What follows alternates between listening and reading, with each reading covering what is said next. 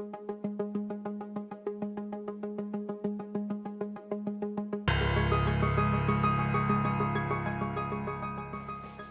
tout le monde, aujourd'hui je vous retrouve pour une nouvelle vidéo, et oui déjà.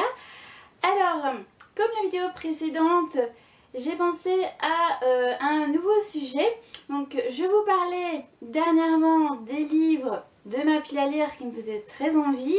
N'hésitez pas à regarder la vidéo si vous ne l'avez pas encore vue. Aujourd'hui j'avais envie de vous parler de ces livres que j'ai déjà lus et que j'ai très envie de relire.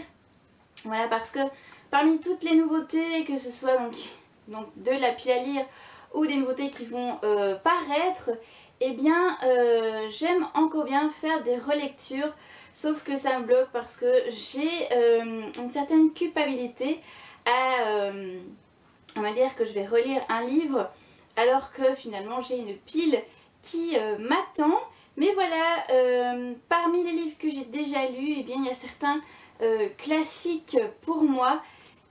Si vous me connaissez, je pense que ce n'aura aucun effet de nouveauté pour vous, parce que ce sont des livres que j'ai déjà parlé évidemment énormément. Donc voilà, je vais vous montrer un peu ceux qui me font envie. Alors, le premier qui est peut-être pas commun finalement, mais j'ai très envie de relire depuis un moment, c'est Ayla and the Happily Ever After de Stephanie Perkins. Alors il s'agit du troisième tome compagnon donc de sa série Anna and the French Kiss, et alors il y a aussi Lola and the Boy Next Door.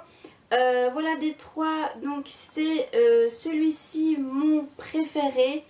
Je me souviens l'avoir dévoré en très peu de temps. J'avais beaucoup aimé l'héroïne. Voilà. Et puis ce qui était plutôt pas mal justement, c'est qu'on recroisait les personnages des autres tomes.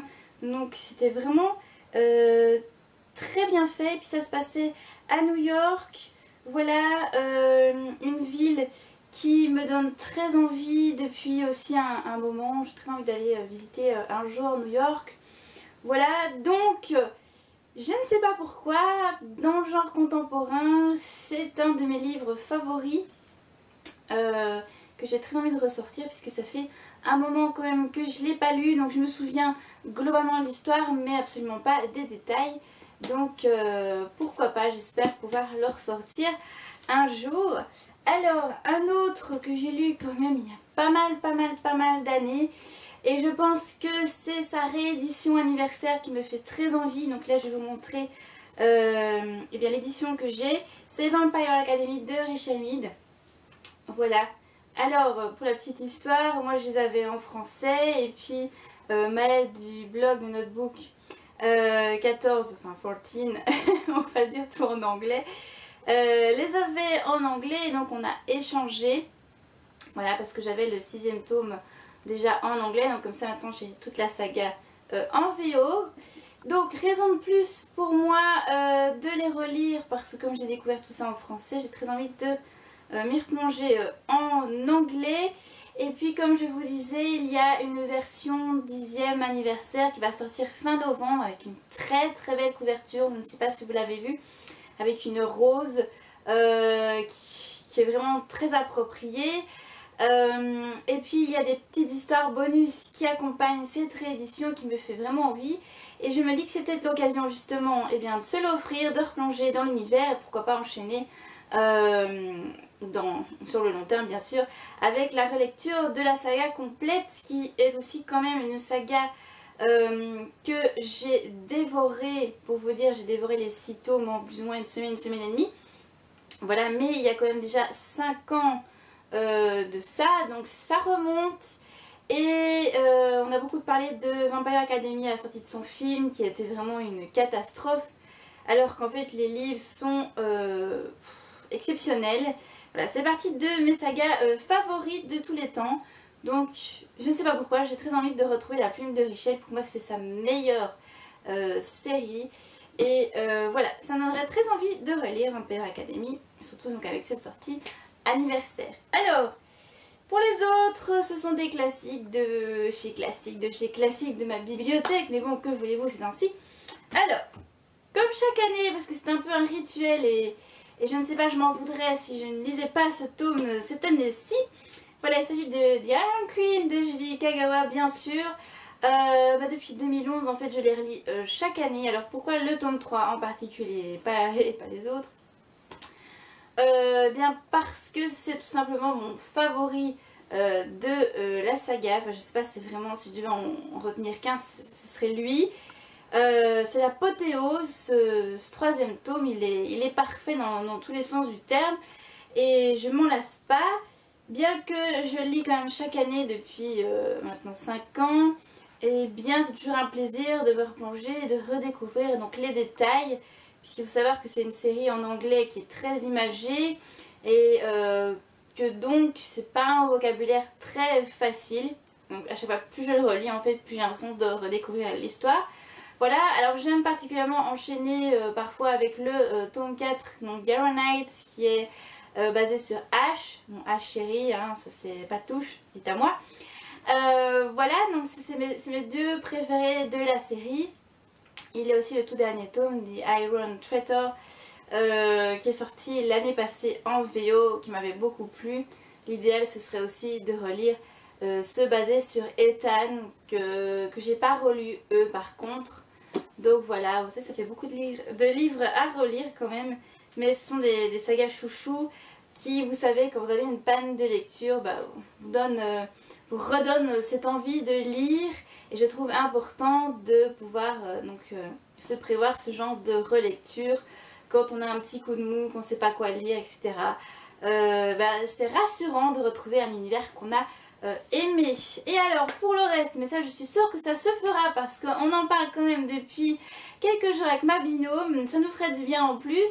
Voilà, grande fan que nous sommes, nous avons eu la brillante idée de relire, alors je vous ai pris un tome de chaque parce que sinon on s'en sort plus, de relire bien Infernal Devices,